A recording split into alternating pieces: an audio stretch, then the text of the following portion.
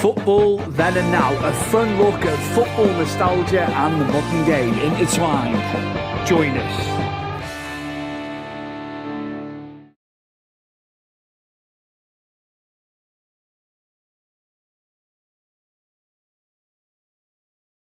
Because we're looking ahead, you said we'll do a little bit. I think obviously the game of the weekend, and we were talking about you said a little bit there about it. Arsenal, Liverpool. Well, that's huge now, especially for Arsenal. If it wasn't huge prior to today, it is now, isn't it? How do you see that going? Just a little bit more onus on that, because that's the game of the weekend next weekend, isn't it? Well, obviously, Arsenal losing today hasn't helped matters. Saliba getting sent off. Obviously, we don't know the score between Liverpool and Chelsea because they don't play till tomorrow. But say hindsight, Liverpool beat Chelsea, or they could lose, and then it makes it more of an interesting game for the pair of them next week. But let's just go off the form that Liverpool are in at the moment and say they beat Chelsea. They're going to the Emirates full of confidence, Stuart, where Arsenal have got to sort of regather themselves.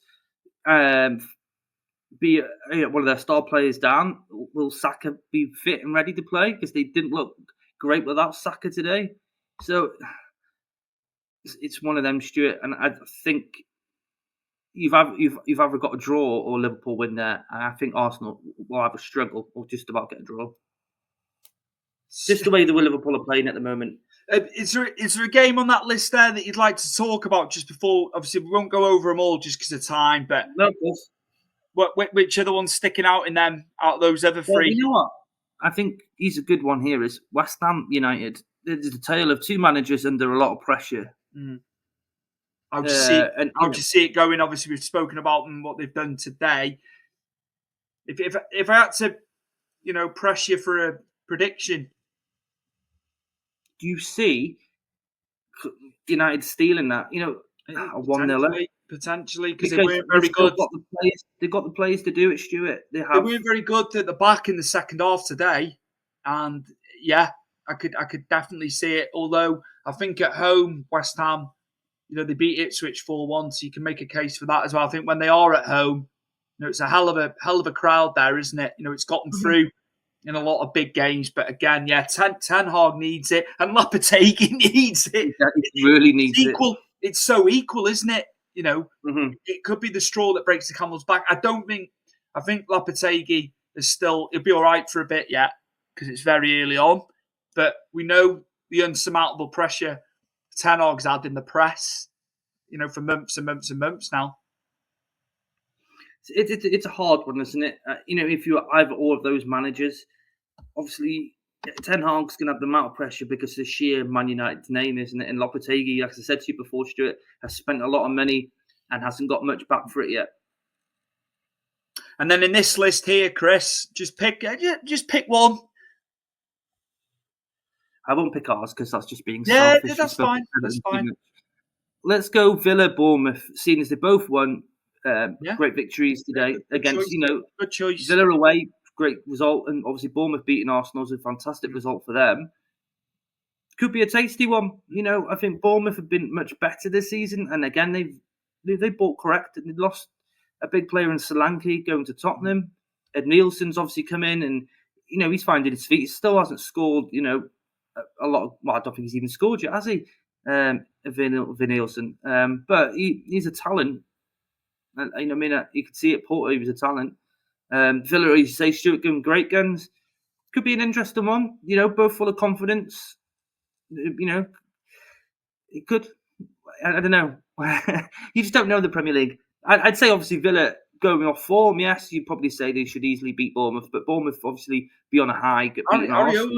Areola will send them boys in there to go and play. They'll play a bit. You've said how good Villa have looked. They've played some lovely stuff, but Bournemouth can play. I love Semenyo. I love him. I think he's a fantastic player. He missed a chance tonight, I did see. Put it over the bar. I was expecting it to be in the back of the net. To be honest, he should have put it away. Obviously, it didn't matter towards the back end of the game. They won the game, but that was at 0-0 when he put it over. Justin Kluivert, Chris, and he's been on the bench in a lot of games. He's a good player. He's been loaned, hasn't he? He was touted years ago as a youngster. And they seem good. They seem good at the back, don't they? Senesi. They've got a good. They play for one another, don't they? They really do. They play. So yeah, I'm with you. I'm with you on them fixtures there. Picking that one because that's huge off the back of what's happened today. Obviously, we quickly touch on Everton. I hope. Yeah. I know that. Yeah, go on, mate. Half five kickoff. I didn't know that. So yeah, great. It's on the telly. But we got to keep that momentum going. You obviously say the Fulham's loss today, it wasn't great for them. They've had a sending off as well. So we pound the misery back on towards them, and we keep the confidence going. And I know, as you said before, games against Fulham haven't been great, but majority of the games that we played Fulham that we've lost, we've been the better team. So I'd imagine keeping this confidence, no one gets injured. Branthwaite could maybe come back in. Hopefully. We should be able to get 3 points there. I will say this. We play like we have to today. Keenan Tarkowski kept the lap relatively quiet. I know early on he had a few goes, but yeah, but again, we want big man back, don't we, at the back? That's of course you do. That's what we want. But Keen's not been bad, and I'm not just saying because he scored goals the last couple of games. He's actually, I think there was one thing today where it was a bit, why have you done that? I can remember him, and I was like, bollocks, but he was all right. He was all right in the main. And Pickford, what was that when he ran out of goal? I think it was like 9 minutes in.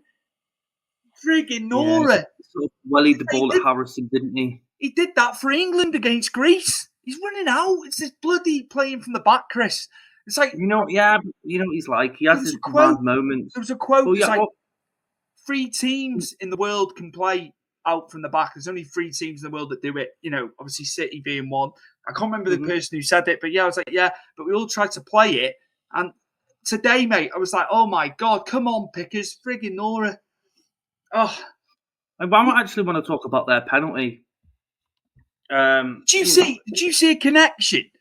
No, I saw when Clark got in, he slipped and kicked the back of McNeil's foot and fell over. It wasn't the other way around because the co-commentator today, Stuart, I didn't know who it was. Darren Ambrose. So obviously he's at Ipswich anyway.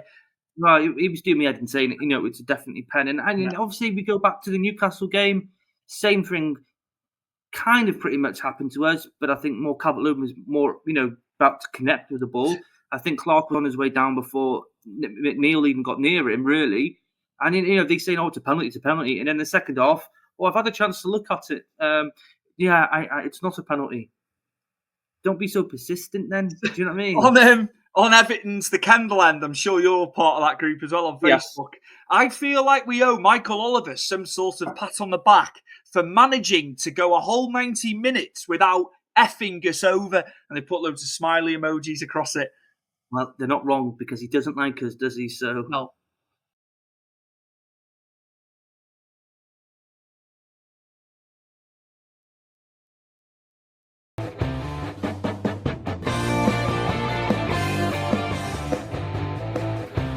Football, then and now, a fun look at football nostalgia and the modern game intertwined. Join us.